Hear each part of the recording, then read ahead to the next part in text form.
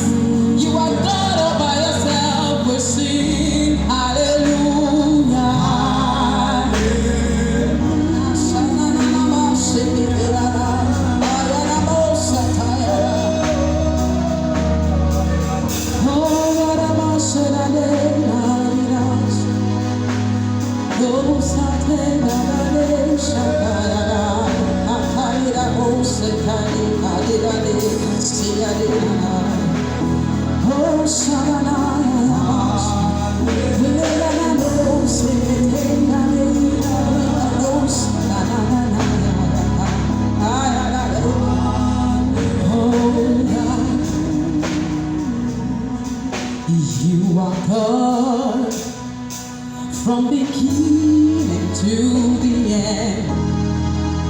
There's no place for argument. You are God all by yourself. Let's enthrone him this morning. Say, you are God from beginning to the end. There's no place for argument. You are God all by yourself. Oh Lord, we say you are from beginning to the end. There's no place for argument. You are God all by yourself. So let your voice to you and say you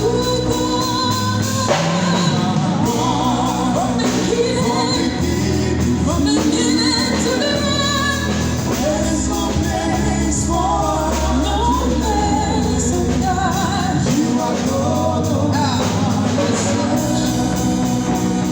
Oh, yes, you got times and seasons in your hand.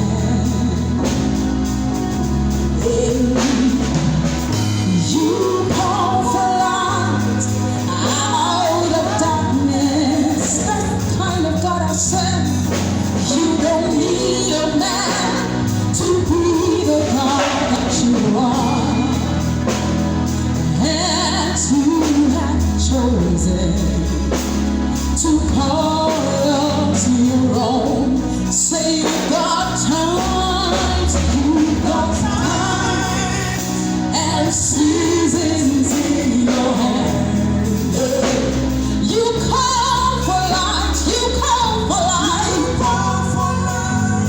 out of darkness, and you don't need a man to be the God you are.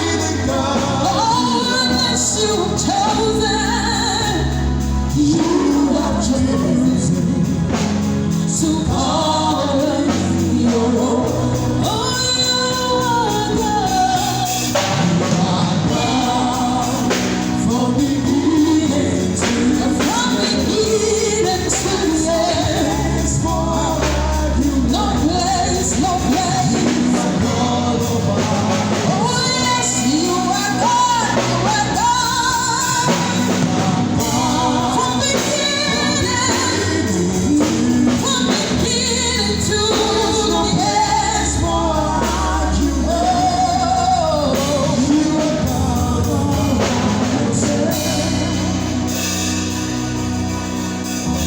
You reign, you nation Zion's king. Kadosh, Kadosh, you are mighty on the throne. Oh, you reign in majesty. You reign, you nation Zion's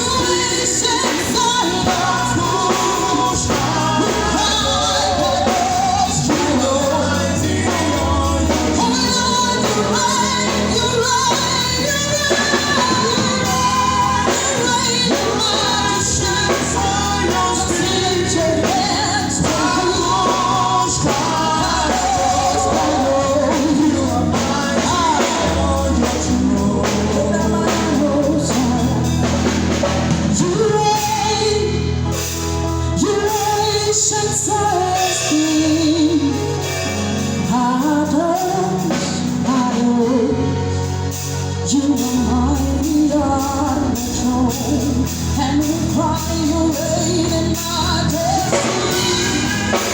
You ancient Zion's throne. You are mighty on the throne. You are mighty on the throne. You ancient Zion's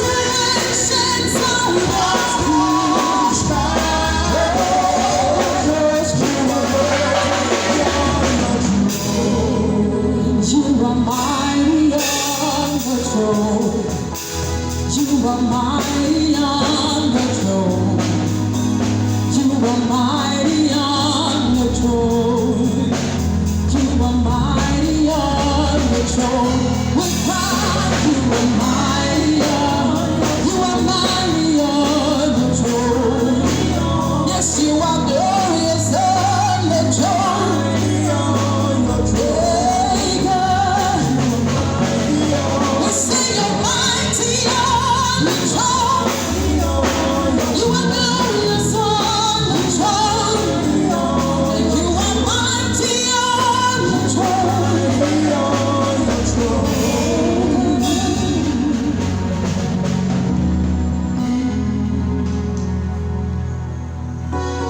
Oh, worship you. Oh, we worship you, God.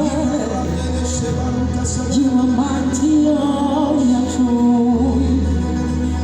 You are mighty on the throne.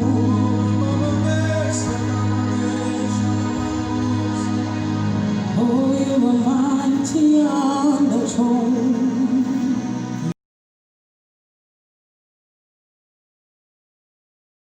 Just make the joyful name unto the Lord. This morning we are going to praise the King of Kings, the Lord of Lords. There's no like him.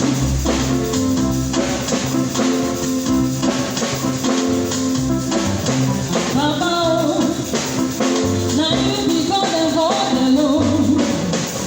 There's nothing way too hard for you. You are a great God. Oh, Baba, oh, I'm so tired.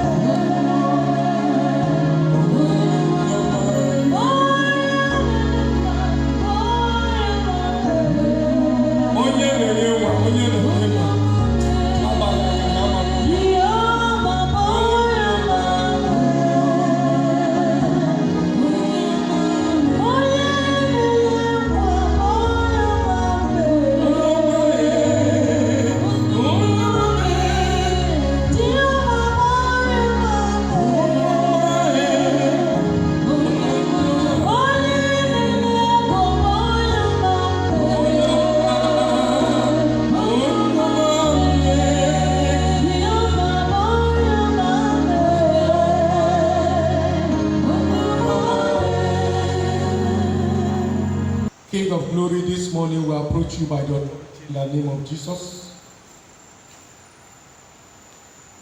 Every spirit that represents us itself, Father, let them die in the name of Jesus. Let me decrease and let you increase. Use me this morning as an instrument of revelation, an instrument of wonder to this generation in the name of Jesus. Let your word heal, let your word save, and let your word deliver. Everything we do this morning, none of us will ever share the glory with you. We will return the glory back to you in the name of Jesus. Daddy will thank you. Daddy will reference you. In Jesus' name we pray. I want to thank God this morning because we're in a new month. I naturally call the month of August is the month of new beginning. It also happens to be my birth month. It's also a month that I came to the world. But one of the greatest mysteries about the Word of God is that every month, every day, every week, and every year is the same. There is no change. It's the only one that does not change. So whether you are born in a particular month or not does not matter. Whenever God visits a man, there will always be a change in your life and in your home. This month, the theme for the church is taken from the book of 1 Samuel 2, verse 21. The theme for the month is divine visitation. The Bible told us that, and the Lord visited Hannah so that she conceived and bare 3 sons and 2 daughters, and the child Samuel grew before the Lord.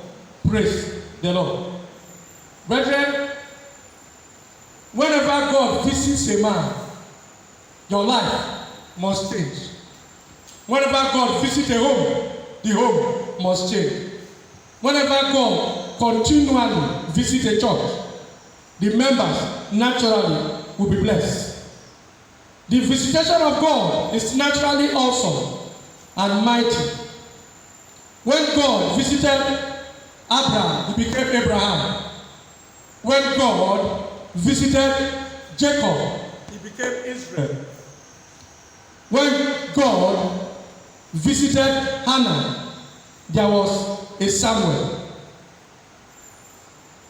When God visited Elizabeth, there was John the Baptist. When God visited Mordecai, his status changed.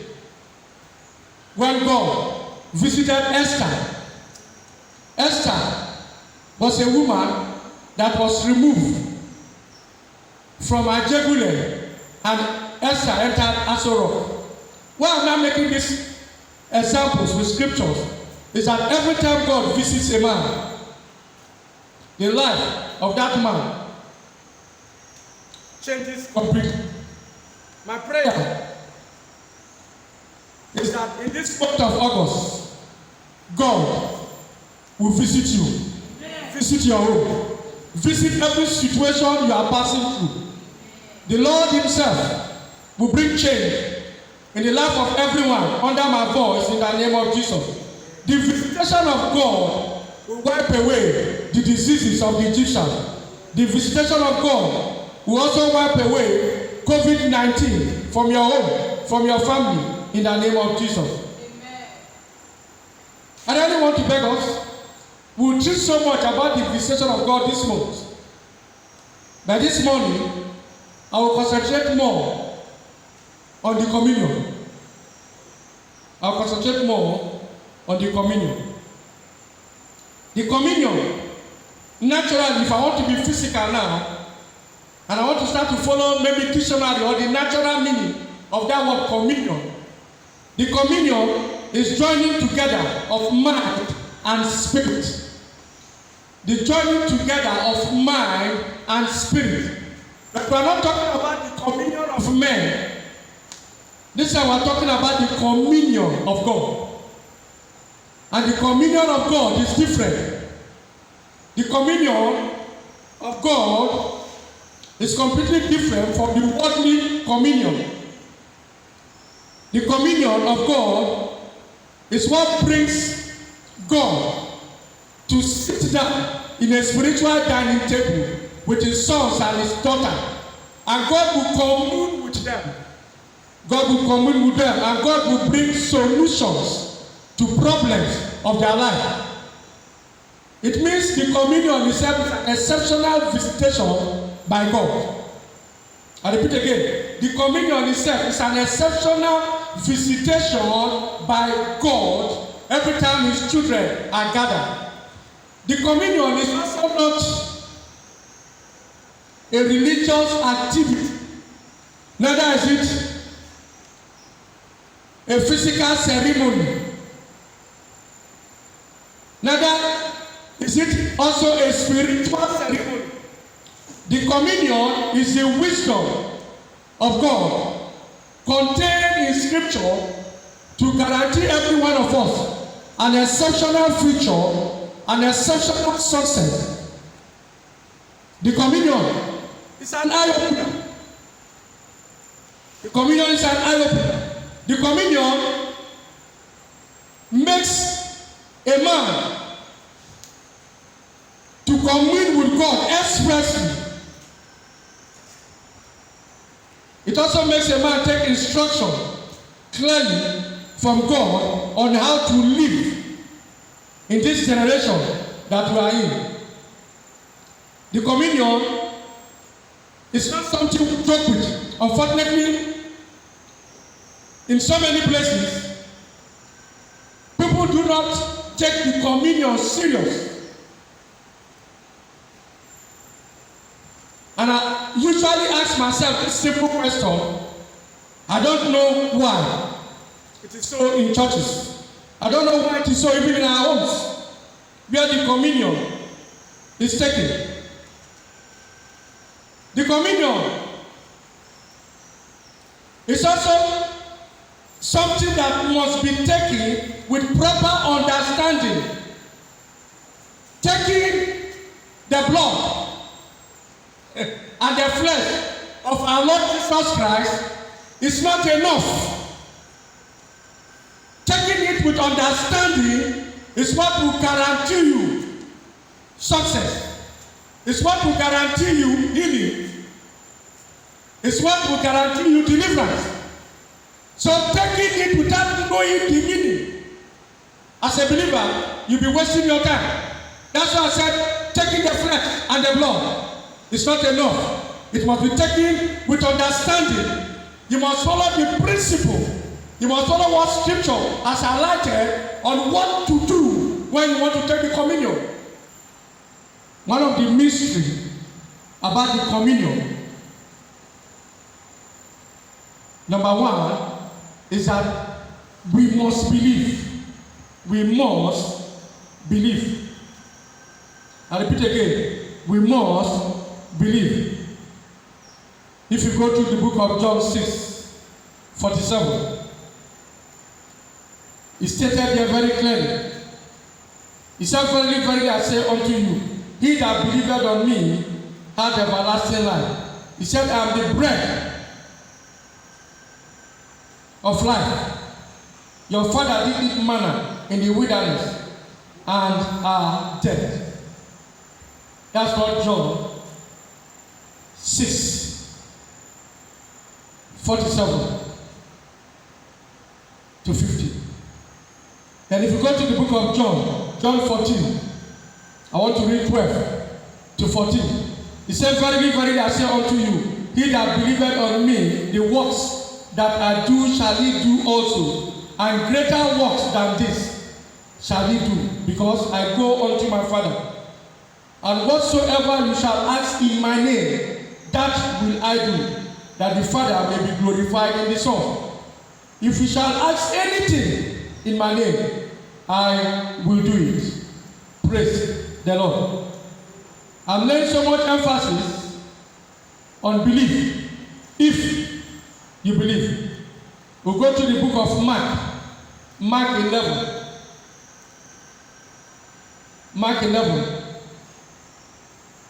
I read 23. He said, for verily, verily, I say unto you, that whosoever shall say unto this mountain, be thou removed, and be thou cast into the sea, and shall not doubt in his heart, but shall believe that those things which he said shall come to pass, he shall have whatsoever he said. So one of the greatest ingredients about the communion, before you even take it, is that you must believe. It's a terrible thing to take the communion when there is unbelief. It's a terrible thing to take the communion when you do not believe at all. It's a terrible thing to take the communion when it becomes a religious ceremony, when it becomes a religious activity. The communion is set by the spoken word of God on the bread and on the wine. There is a spiritual conversion that takes place that immediately turns it to become the flesh and the blood of our Lord Jesus Christ.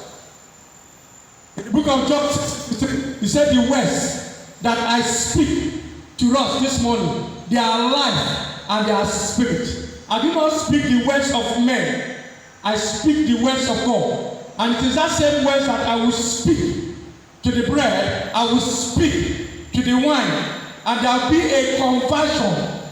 There will be a conversion. It means there will be a spiritual converter which will emanate from the word that will turn the flesh, to turn the bread to become the flesh, and the wine to become the blood, by the spoken word of God, not the word of men. Hebrews 4:12-13 tells us clearly that the word of God is quick, that the word of God is powerful, that the word of God is active, is energizer, is later, full of living power, sharper than any two-edged sword. The word of God will penetrate the body, soul, and spirit of man. The word of God exposes and makes those things that will think inside. The word of God will make it naked and bare. It is that same word that I will speak. And when I speak that word, believing, then in the realm of the spirit, something extraordinary will take place. That is why faith itself is a living force. It is drawn from the living word. It will provoke. It will provoke. And when it provokes, it will bring living proof. Things that people will see. When you said it then, it was not with you.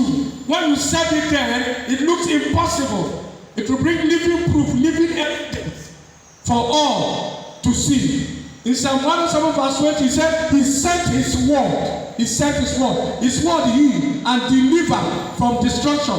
That is the language of faith, not the language of men. That's the language of faith. Speaking the word. There are some people I speak to, even just 2 days ago. The woman said she could not breathe well. I don't know what the problem actually is.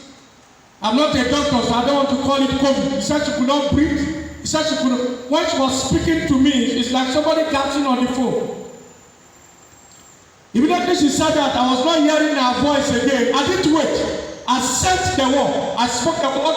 I call it Psalm 107 verse 20. I sent the word, and the word healed, and the word delivered, and the word set her completely free. She called me back in about 20 minutes time. She said she doesn't know what happened to her. That when she was speaking to me, all of a sudden something happened. She didn't understand it. But that now she's completely whole. She said she can breathe well. Why am I saying this? That is the language of faith. I was not there in the United States of America. I'm here in Nigeria. I spoke the word via the phone. I spoke the word. I sent the word via my phone to her own. How the network, how she had does not matter. One of the greatest things that she had. And the Bible says faith cometh by hearing, and by hearing the word of God. She had, and immediately she had, something happened in the realm of the spirit. Take note, I'm laying so much emphasis on belief. If you do not believe, it's a terrible thing. Faith itself It's a spiritual converter. It's a spiritual converter. Once you believe, and you speak the word. You speak the word. Something happens in the realm of the spirit. The word that you speak. Remember, God said none of his word will return back to him void. It was God to accomplish what it has been sent for to do. So once you speak the word, believing, that's what makes faith a spiritual converter. It converts the word of God to become power. And it makes the manifestation of the word of God to bring results. So when the word of God is being spoken by faith, it converts anything the word needs. There is always a conversion. There is always a spiritual conversion. If the person is sick, there will be healing. If the person cannot talk, the person will start to speak. If the person cannot see, the person will start to see. Why? Because the conversion, because the word itself has gone with power. Because you believe. Faith. A spiritual converter. It converts the word of God to become power. And it makes manifestation of the word of God to bring result. You cannot just sit down and say you want to take the flesh and the blood of Jesus. It is not enough. You must take it with understanding. You must take it knowing what you are taking. You must take it knowing that you are taking the flesh and the blood of our Lord Jesus Christ. Remember that Jesus, he was wounded for our transgression, bruised for our iniquity. The chastisement of our peace is upon him. By his strength we are healed. Many of us take the communion, like I said, without proper understanding. And when you do so, you will die like the princes of the world. Why? It means that any attack that comes, whether they call it the diseases of the Egyptians, whether they call it COVID-19, I don't care what the name is. Once you are a child of God, you are not permitted. I repeat again, the diseases of the Egyptians, whether they call it COVID anything, is not permitted to come near your abode. Please take note. Like I used to tell people all the time, don't tempt God. Don't say because you are a child of God, then you start to expose yourself. That's not what I'm saying. I'm saying that after obeying all the necessary rules of the government, I'm tired of believers always sitting down not knowing their life. Enough is enough. I'm tired of believers always complaining. The problem is that God has chosen some of us. I repeat again, God has chosen some of us to feed you. In Jeremiah 3:15, he said that I will give you pastors according to my heart. Please take note. I'm not the one that said that. God said he will give you pastors according to his heart. Those he called, those he appointed, those he chose to do his work. He said he will give you pastors according to his heart. He said, what will they do? He said, these pastors, they will feed you with knowledge and understanding. And that's what I'm doing now. I tell people always, everything about God is free of charge. You don't pay money. I'm giving you knowledge so that as a believer, you will claim your inheritance. As a believer, you will know your identity when you are taking the communion. You are not like them. You are different. And that's why, as a believer in this period, your case is different. Your case is not like them. I repeat again, your case is different. If there are things that disgraces other believers, if you are a true believer, spirit-filled, born again, the one that is always led by the Spirit of God, when the enemy comes in diverse form, diverse way, the Spirit of God will raise a standard against them on your behalf. My prayer is that it be so concerning you in the name of Jesus. I come back to the same book of 1 Corinthians. 1 Corinthians 11. I was reading 23. He said, for I have received of the Lord that which also I deliver unto you, that the Lord Jesus, the same night in which he was betrayed, took bread. And when he had given thanks, remember, he first of all thanked God. Daddy, I know. Daddy, thank you. Daddy, we thank you for the healing. Daddy will thank you for the deliverance. Daddy will thank you for what you will do here today. Daddy will thank you because we know by your word this bread will be turned to the flesh of our Lord Jesus Christ. We also know that by your word, the wine, when your word is spoken, will be turned to the blood of our Lord Jesus Christ. Father, I believe. As I take it, people don't have understanding when taking it. That's the problem we have today among believers.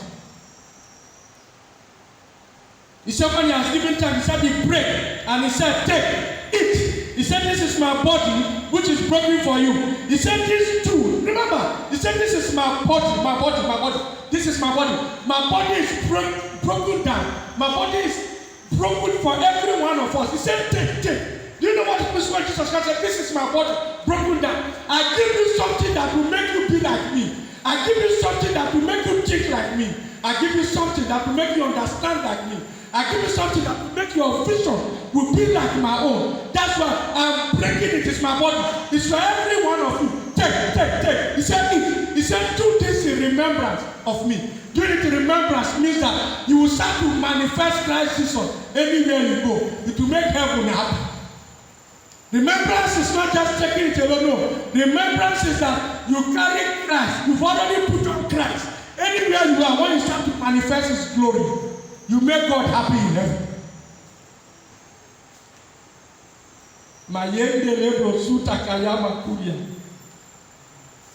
It says after the same manner, 35. Also he took the cup when he had supped, saying, this cup is the New Testament in my blood.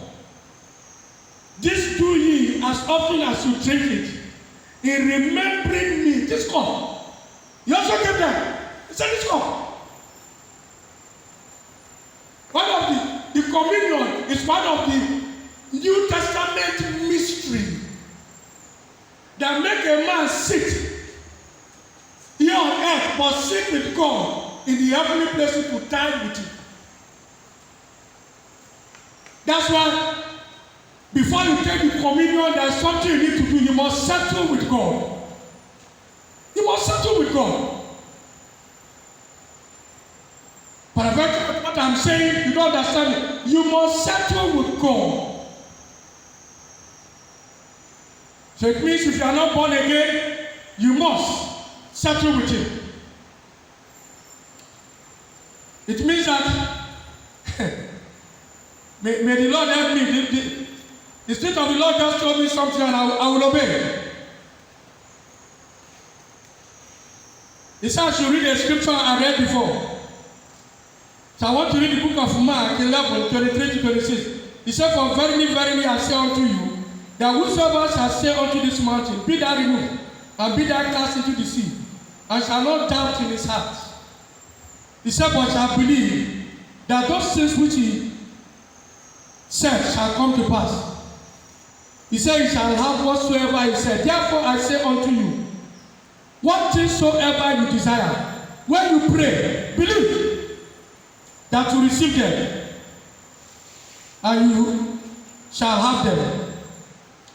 And when you stand praying, forgive if you have aught against any, that your Father also which is in heaven may forgive your trespasses. But if you do not forgive, neither will your Father which is in heaven forgive your trespasses. Brethren, it's a terrible thing. You don't come to the presence of the Lord when you want to take the communion and you are dirty. You don't come into the presence of the Lord, you want to take the communion and you are holding grudge against a man. And yet you are saying you want the communion to work for you. It does not work that way.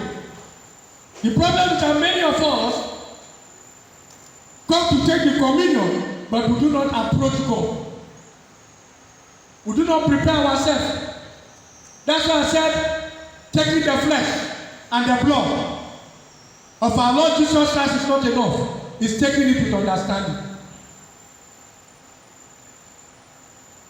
In the book of Psalm 82,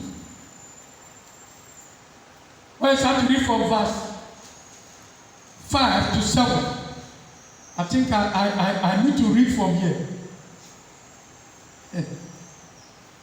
The Lord will help us.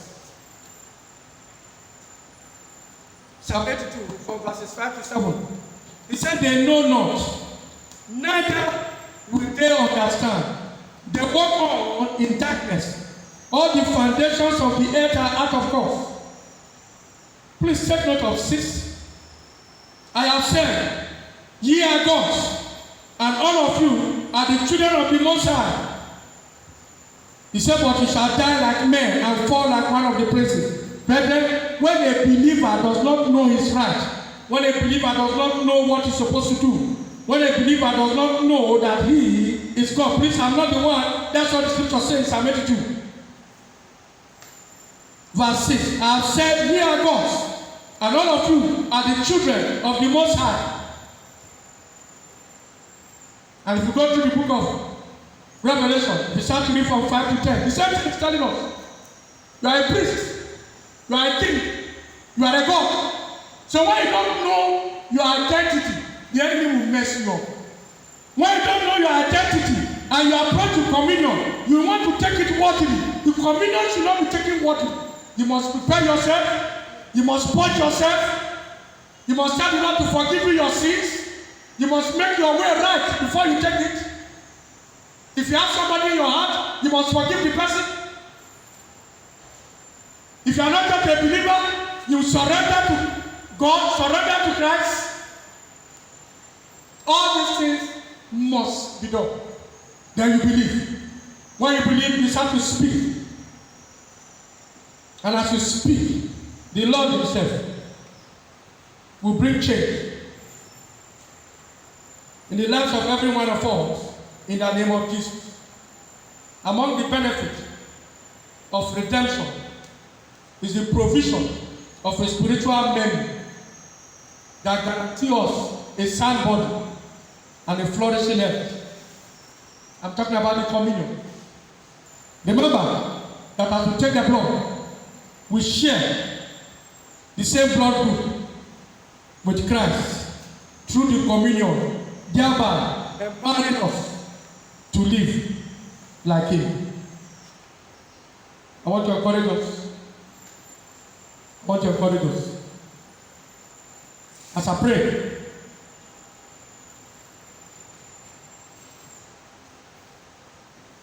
please, it's an opportunity. I've told us the way that we need to believe. We need to take it with understanding. I've also made it very clear that if you are holding anybody in your heart, forgive the person. Forgive. When you are coming to the table to eat in the spiritual dining table with God,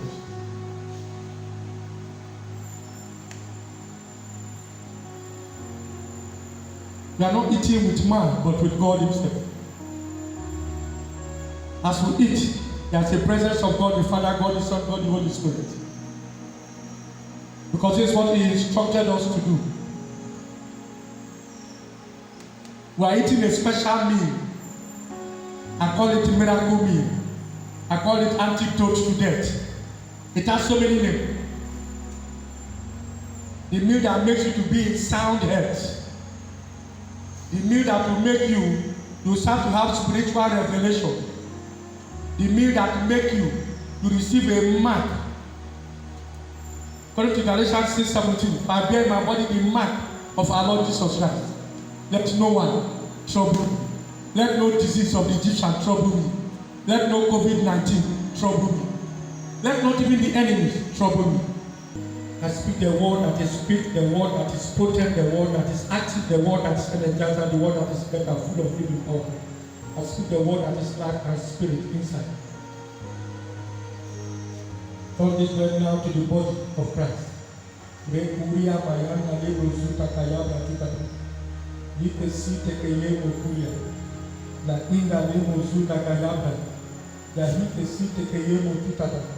Father, let your raw power manifest through your flesh as your children will take it. I also speak that to those that are watching me in their various homes, anywhere they are, even in the world. And as they are doing the same thing, I speak even to the one they have in their homes. I speak that same word I've spoken. Here, King of glory, let it also be converted. Let there be complete healing. As they take the body of our Lord Jesus Christ, let everything about them, let them be completely whole. Reu kazien elemo zuta kayama kulia, baika suta kayama tuta. Daddy, I thank you because I know it is done. By the authority in the name of Jesus, Daddy, you shed your blood for us on the cross of Calvary.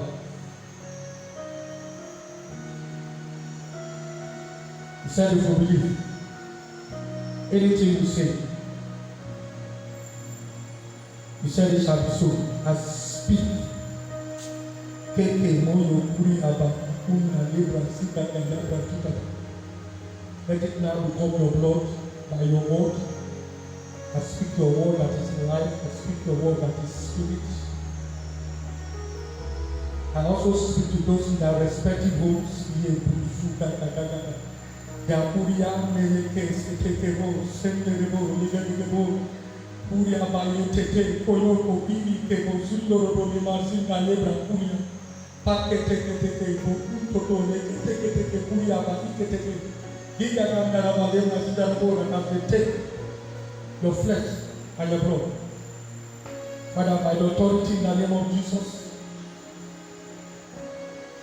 those ones in their respective home as they join me, Father, send forth your healing anointing. Send your word of wisdom, knowledge, and speak to this woman that are taking you for an operation. It has got to do with your heart. I speak complete healing to you now in the name of Jesus. I speak again to this man. Yes, you cannot walk well. You cannot walk well as a result of arthritis and rheumatism. As you take, I also speak complete healing. I speak to that person.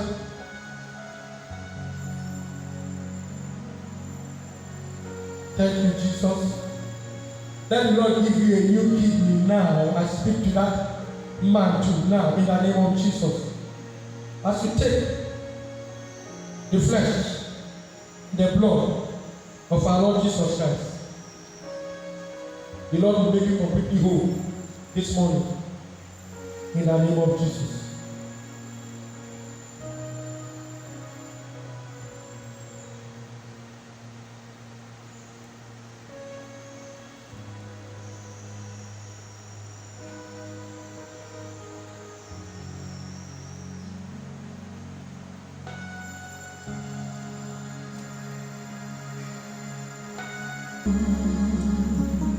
I'm waiting for those of you, respective groups.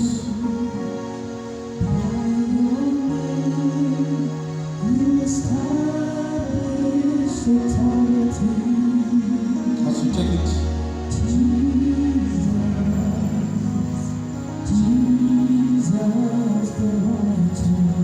I declare this morning,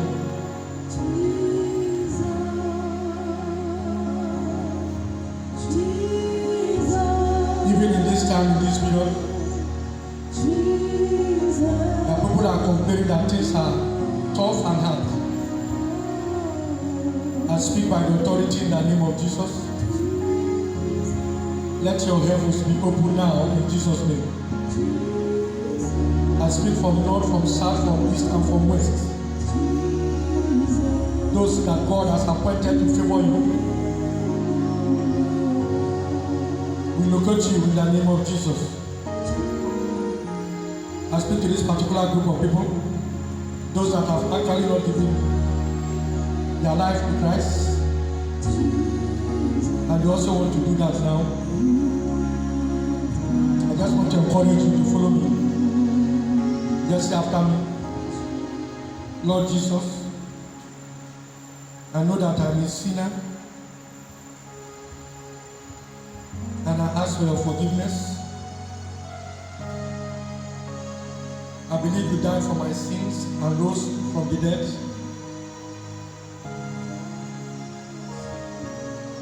This morning I turn from my sins and invite you to come into my heart and life.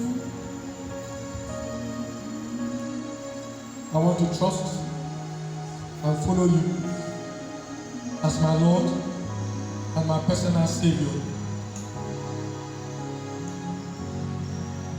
For those of you that just did that, you are now born again. I want to thank God for this morning. I'm just believing that many of us will have more understanding about the communion. We will not take it again in Jesus' name.